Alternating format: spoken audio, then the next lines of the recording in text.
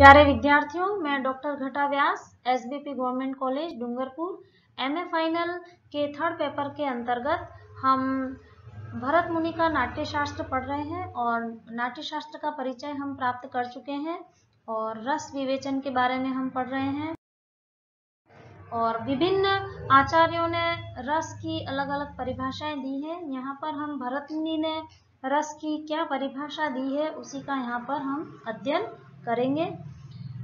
सबसे प्रचलित परिभाषा भरत मुनि की है रस के बारे में, जिन्होंने सर्वप्रथम रस का उल्लेख अपने प्रसिद्ध ग्रंथ नाट्य शास्त्र में ईसा की पहली शताब्दी के आसपास किया था। उनके अनुसार रस की परिभाषा इस प्रकार है: विभाव अनुभाव व्यभिचारी संयोगाद रस निष्पत्ति ही, अर्थात विभाव अनुभाव और व्यभिचारी भाव के संयोग से रस की निष्पत्ति होती है, अर्थात रस उत्पन्न होता है। रस के चार अंग हैं: विभाव, अनुभाव, व्यभिचारी भाव और स्थायी भाव। क्रमशः हम इनके बारे में जानेंगे कि विभाव किसे कहा जाता है। विभाव अर्थात जो व्यक्ति, पदार्थ अथवा बाह्य विकार अन्य व्यक्ति के हृदय में भावोद्रेक करता है या भावों को उत्पन्न करता है, उन कारणों को विभाव कहा जाता है।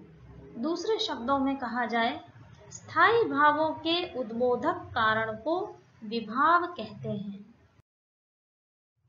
विभाव के दो भेद हैं: आलंबन विभाव और उद्दीपन विभाव।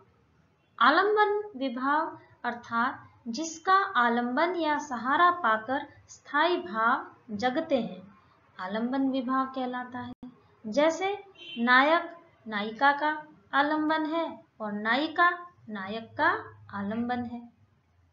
आलंबन विभाव के भी दो पक्ष होते हैं, पहला आश्रय आलंबन व दूसरा विषय आलंबन। जिसके मन में भाव जगे वह आश्रय आलंबन कहलाता है तथा जिसके प्रति या जिसके कारण मन में भाव जगे वह विषय आलंबन कहलाता है। जैसे यदि राम के मन में सीता के प्रति रति का भाव जगता है तो राम आश्रय होंगे और सीता विषय। दूसरे नंबर पे आता है उद्दीपन विभाव। जिन वस्तुओं या परिस्थितियों को देखकर स्थायी भाव उद्दीप्त होने लगता है उसे कहते हैं उद्दीपन विभाव। जैसे चांदनी है, चांदनी रात, कोयल कूजन या एकांत स्थल, रमणीक उद्यान, नायक या नायिका की शारीरिक चेष्टाएं, ये समस्त वस्तुएं या परिस्थितियां उद्दीप्त करने वाली हैं, इसलिए ये उद्दीपन विभाव कहलाती हैं। आज हमने विभाव के बारे में पढ़ा। अगली वीडियो में हम अनुभाव के बारे में पढ़ेंगे। धन्यवाद।